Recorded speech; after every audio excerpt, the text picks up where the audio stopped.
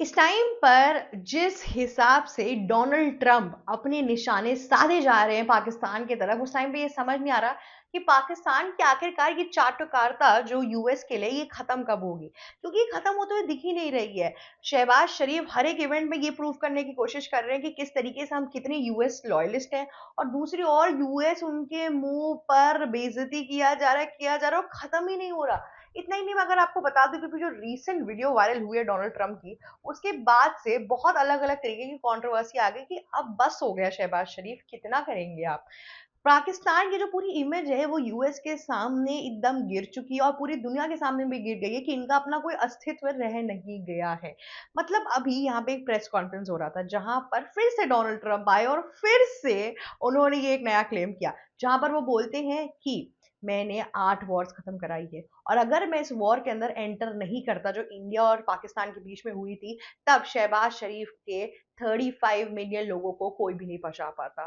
तो इस चक्कर में मैंने एंट्री की और यहाँ पर मैंने पाकिस्तानियों की भी जान बचाई है और एक तरीके से शहबाज शरीफ की भी। ये उनके कहने का क्रक्स था। उन्होंने साफ साफ कह दिया कि पाकिस्तान के पास अपनी कोई पावर नहीं थी, पाकिस्तान इंडिया के सामने बिल्कुल भी टिक नहीं सकता था, और ये बात तय थी। जिस हिसाब से यहाँ पे डोनाल्ड ट्रंप क्लेम कर रहे हैं वो यही जा रहा है। उन्होंने ये नहीं बोला कि कि मैंने वॉर में एंटर किया इसी वजह से इंडिया को ज्यादा प्रॉफिट हो, नहीं, वो सिर्फ पाकिस्तान को ही बोल रहे हैं, क्योंकि ये बात कहीं ना कहीं सच है। लेकिन जिस हिसाब से डोनाल्ड ट्रंप इस चीज को सामने लेकर आ रहे हैं, जिस हिसाब से डोनाल्ड ट्रंप इस चीज को पूरा पिक्चराइज कर रहे हैं, आप समझ रहे हैं कि पाकिस्तान की डिफेंस टाइज, पाकिस्तान की डिफेंस वैल्यू, पाकिस्तान की एज अ कंट्री जिस हिसाब से उनके अंदर पावर होनी चाहिए, वो सब नीचे जाते हुए दिखाई दे रही है। इतना ही नहीं, अगर मैं आपको एक और चीज यहाँ पे डिनोट करने की कोशिश करूँ तो ये भी आपको समझ में आएगा कि कैसे डोनाल्ड ट्रंप ने बोला है सिंपली कि ये पूरी वॉर न्यूक्लियर वॉर हो सकती थी, मैंने बंद कर खत्म करवाई। मतलब आप समझ रहे हैं कि डोनाल्ड ट्रंप अभी तक स्टक है उस फैक्ट पे कि अभी तक इंडिया ने डोनाल्ड ट्रंप को ये अपने इंडिया वर्सेस पाकिस्तान का जो पूरा वॉर था ऑपरेशन सिंदूर का, कोई भी क्रेडिट नहीं दिया। और साथ ही साथ फिर से वो कंबोडिया, इथोपिया, इसराइल, गाजा, इन सारे वॉर को लेकर आ गए। डोनाल्ड ट्रंप दुनिया को बार बार ये याद दिलाना चाहते हैं और इनफैक्ट उनको पता है कि कोई उनकी बात पर बिलीव नहीं कर रहा है, उसके बावजूद भी वो बार बार यही नोशन लेकर आ रहे हैं, बार बार यही बोलने की कोशिश कर रहे हैं, जिससे ये चीज साफ साफ पता चलती है कि डोनाल्ड ट्रंप अपने जाल में किस तरीके से गिरते जा रहे हैं, किस तरीके से उनको समझ ही नहीं आ रहा किसके आगे क्या करना है और किस तरीके से इस पूरी चीजों पे मैं एक्ट करूं। इससे ज्यादा यहाँ पे कुछ भी और क्लियर होता हुआ नहीं दिखाई दे रहा है। डोनाल्ड ट्रंप ने जिस हिसाब से पाकिस्तान को पहले टैरिफ वॉर से किनारे रखा, डोनाल्ड ट्रंप ने बोला कि हम पाकिस्तान के ऊपर ये इस तरीके की टैरिफ नहीं लगाएंगे। जब इंडिया के ऊपर 50% टैरिफ लगा था तब भी पाकिस्तान के ऊपर अगर आप देखेंगे तो सिर्फ 19 से 20% टैरिफ तक ही वो रह गए थे। लेकिन इस टाइम पे 18% टैरिफ इंडिया के ऊपर हो गया और पाकिस्तान के ऊपर फिर भी 19% रहा। फिर तो खैर सुप्रीम कोर्ट की वर्डिक आ गई, बहुत चीजें हो गई। अब पूरी दुनिया पे जिधर भी उन्होंने टैरिफ लगाया सब पे एक समानता का टैरिफ लगाया, ऑलमोस्ट सब पे 15% का टैरिफ लगा हुआ है। पर जिस हिसाब से यहाँ पे शहबाज शरीफ डोनाल्ड ट्रंप की इतनी तारीफ करते हैं, अभी जब गाजा पीस बोर्ड की समिट हो रही थी उसके अंदर आपने देखा होगा कि शहबाज शरीफ जिस हिसाब से डोनाल्ड ट्रंप को उनका गुणगान कह रहे थे कि अगर वो नहीं होते तो ये वॉर में पीस नहीं आ पाती, गाजा का आज क्या होता, पैलेस्टीनियंस क्या क्या होता। मतलब एक, अगर मैं आपको एक बात बताऊं कि अगर एक छोटा बच्चा भी उसको समझ में आ गया कि इसराइल के साथ अगर एक कंट्री पूरे गाजा को डिवास्टेट करने की, डिस्ट्रॉय करने की कोशिश करी थी, वो सिर्फ अमेरिका था, उसके बावजूद भी पाकिस्तान के प्राइम मिनिस्टर यहाँ पे आके ये सब चीजें कह रहे हैं। इतना ही नहीं, आसिफ मुनीर और इन सब के साथ भी जिस तरीके से डोनाल्ड ट्रंप ने मतलब टाइम टू टाइम बिहेव किया है, इतने बार उनको व्हाइट हाउस के बाहर वेट कराया है, इन सब चीजों के बावजूद भी अगर अभी तक पाकिस्तान को ये चीज समझ नहीं आ रही है कि यूएस किसी के भी सगे नहीं है, तो वो उनकी अपनी कोई गलती है, लेकिन उनकी अपनी कोई मजबूरी भी मुझे यहाँ पे दिख रही है। बात ये हो गई है ना कि समझिए, पाकिस्तान की जो पूरी इकोनॉमी है वो ऑलमोस्ट क्रैश हो चुकी है। पाकिस्तान में पॉवर्टी है, पाकिस्तान में 40% लोग हर रोज भूखे मर रहे हैं। दूसरी चीज, पाकिस्तान ने चाइना से इतना ज्यादा लोन ले लिया है और इतना ज्यादा मतलब लोन के ऊपर हेविली दबे हुए हैं और वहां से कोई इन्वेस्टमेंट आ नहीं रही है। चाइना का जो डेथ ट्रैप का पूरा केस था वो पाकिस्तान ने समझ लिया है, तो पाकिस्तान यहाँ पे बिल्कुल ही सुदबुद खो के बैठा, और पाकिस्तान को बस ये चीज समझ में आ रही है कि उनको अगर कोई कंट्री ऊपर पहुंचा सकती है तो वो यूएस है, और यूएस की जगह लगा स्पेसिफिकली डोनाल्ड ट्रंप है, क्योंकि कोई और प्राइम मिनिस्टर या सॉरी प्रेसिडेंट आएगा तो पाकिस्तान को इतना भाव नहीं देगा। आपने देखा होगा जो बिडेन कितना ही भाव देते थे पाकिस्तान को, या फिर उसके पहले भी कितना ही हुआ, लेकिन इस बार उनको ये क्लेम उनके दिमाग में बैठ गया, इसीलिए वो डोनाल्ड ट्रंप के गुणगान गाते रहते हैं ताकि उनको और सारी इन्वेस्टमेंट आए। पर यहाँ पे वो एक चीज भूल रहे हैं कि डोनाल्ड ट्रंप जो इन्वेस्टमेंट इस टाइम पे पाकिस्तान को दे भी रहे हैं, वो सारी भी इन्वेस्टमेंट डोनाल्ड ट्रंप अपनी स्पेसिफिक फैमिली बिजनेस वाली कंपनीज को दे रहे हैं। तो पाकिस्तान का फुल फ्लेजेड एक तरीके से यहाँ पे उपयोग उठाया जा रहा है। US president Donald Trump Pakistan की पूरी कमजोरियों को समझ चुके हैं, और यहाँ पे मैं आपको बता दूं कि उनका यूज भी कर रहे हैं, साथ ही साथ उनको हर जगह पे बेइज्जत करने की भी पूरी कोशिश कर रहे हैं। जिस तरीके से उन्होंने जेलेंस्की के साथ एक्ट किया था, जिस तरीके से उनको खुद ही प्रेस कॉन्फ्रेंस में बुला के खुद ही उनको बोलने नहीं दिया गया था और खुद ही उन पे गुस्सा दिखाया था, सिमिलर वे में शहबाज शरीफ पर भी वो अटैक्स पे अटैक्स किए जा रहे हैं। और जिससे ये समझ में आ रहा है कि अमेरिका ने Pakistan as a whole country कितना फॉर ग्रांटेड वे में ले लिया है। और कोई भी कंट्री भुखमरी से मरे, किसी भी चीज से मरे, लेकिन वो कंट्री कभी भी ये दिन नहीं देखना चाहेगी कि एक जो इतनी बड़ी वर्ल्ड पावर है वो उसको इतनी निचले नजरों से देखे कि उसके प्राइम मिनिस्टर को एक जोक की तरह हर इवेंट में यूज किया जाए।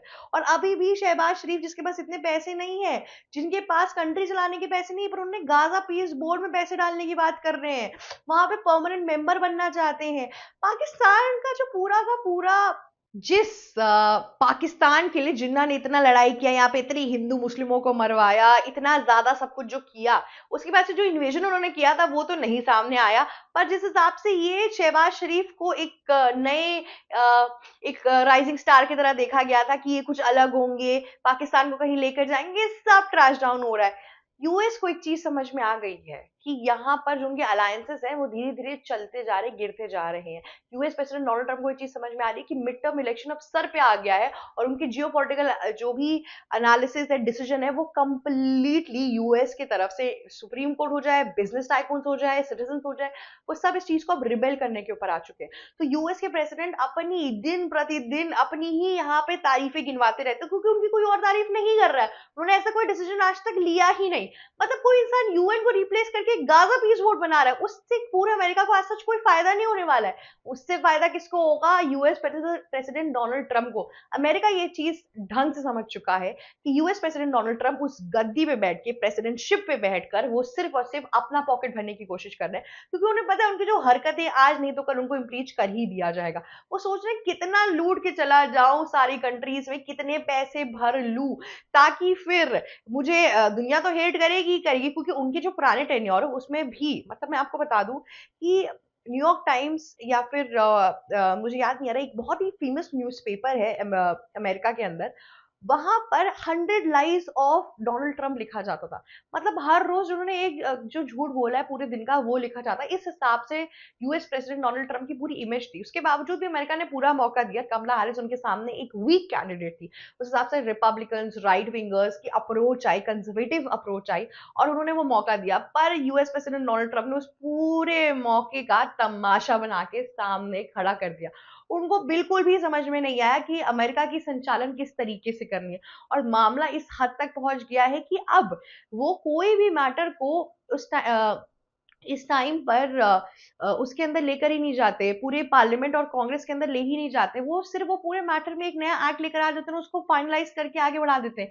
जो यूएस की डेमोक्रेसी थी, जिसके लिए यूएस जाना जाता था, जहां पे मतलब सोचिए इंडिया जैसी जगह पे भी एक सिंपल सा बिल पास करना होता है तो उसको पार्लियामेंट में ले जाके वोटिंग कराई जाती है, ताकि एक फेयर और मतलब एक फेयर चीज हो यहाँ पर। But US president Donald Trump ने वो सब चीजें छोड़ दी। वो पार्लियामेंट में इश्यूज रेज करना ही छोड़ चुके हैं, क्योंकि अंदर डर बैठ गया। उनको पता है कि उनके खुद के रिपब्लिकन्स भी उनका साथ नहीं देंगे। इस टाइम पे डोनाल्ड ट्रंप को बस 3 लोगों पे भरोसा है ढंग से, मैं अगर आपको बताऊं तो।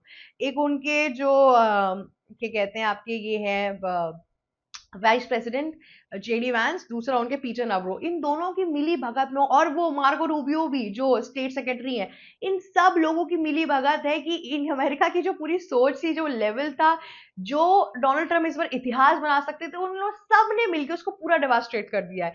कुछ अगर इस बार डोनाल्ड ट्रंप इम्पीच हुए ना, तो आने वाले टाइम में भी जल्दी अमेरिका इनको वोट नहीं करेगा, क्योंकि इन्होंने जियोपॉलिटिकली इतने गंदे डिसीजन लिए हैं। मतलब सोचिए यूरोपियन यूनियन का जो फॉरमोस्ट एक परफेक्ट चॉइस होता था यूएस, उसको छोड़कर अब वो चाइना के पास जा रहे हैं। मतलब यूएस ने कितनी ही बुरे दिन दिखा दिए हैं कि आप समझ रहे हैं कि यूरोप को चाइना के पास जाना पड़ रहा है। चाइना से सब डरते थे। चाइना के साथ जो ट्रेड डील की वजह से एवरीबॉडी वाज सो स्कैर्ड, और अब सब चाइना के पास जा रहे हैं। यूरोपियन यूनियन ने इंडिया के साथ फ्री ट्रेड डील कर ली। मतलब हमारे लिए तो बढ़िया है कि यूएस प्रेसिडेंट डोनाल्ड ट्रंप अपना ट्रस्ट रेट नीचे करते जा रहे हैं और इंडिया ऊपर उठता जा रहा है। पर अगर आप समझेंगे तो वो जो वर्ल्ड के ऑर्डर को रीऑर्गेनाइज करने आए थे, वो जो भी चीजें करना चाह रहे थे, उससे कुछ हुआ तो नहीं, पर साथ ही साथ उनकी जो इमेज है वो डाउनफॉल की तरफ जा रही है। मैं तो उस दिन का वेट कर रही हूँ जब उनको इम्पीच किया जाएगा, क्योंकि जब तक उनको इम्पीच नहीं किया जाएगा तब तक पूरे वर्ल्ड में क्योस ऐसे ही मचा रहेगा, क्योंकि वो खुराफाती इंसान है, उनको कोई भी नहीं रोक पाएगा। जो वो करना चाहते हैं वो करके ही रहेंगे, क्योंकि डोनाल्ड ट्रंप के पास वो पावर नहीं है, पर जिस कंट्री के वो प्रेसिडेंट है ना, उसके पास वो पावर है। ये डिफरेंस हमेशा याद रखिएगा। व्यक्ति की इतनी पावर वो अपनी जगह, उसकी डेजिग्नेशन, उसकी कंट्री बहुत ज्यादा मैटर करती है। आज के लिए बस इतना ही। आगे अगर आपको ऐसी जियोपॉलिटिकल खबरें पसंद है तो प्लीज हमें लाइक, शेयर, सब्सक्राइब और कमेंट करना मत भूलिएगा। मेरा नाम शिवी चित्रांशी है और आप देख रहे हैं ABC Hindi. ABC Hindi news. आज ही जुड़िए हर खबर के साथ